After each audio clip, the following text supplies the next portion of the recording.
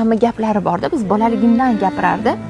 Bu hayotda bir tanang do'st va onang do'st. Hech kimni menimcha o'ylayman, erkak ham, ayolga ham onadagi do'sti bo'lmaydi. Bilasizmi, xotining ham, ering ham bir kun senga sotqinlik yoki xiyonat qilishi mumkin, seni aldashi mumkin, sendan voz kechishi mumkin-da. Lekin ona qanaqa farzandi bo'lmasin, undan hech qachon voz kechmaydi. Men o'ylaymanki, eng yaqin do'st agar onangiz tirik bo'lsa, bu sizning onangiz hisoblanadi.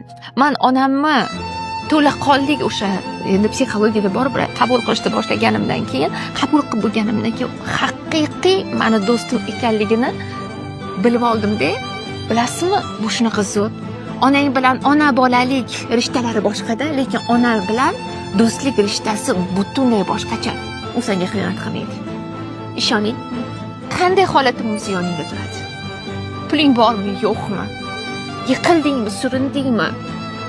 Haydab yuborishdimi, qoqildingmi, seni bo'lib tashladimi?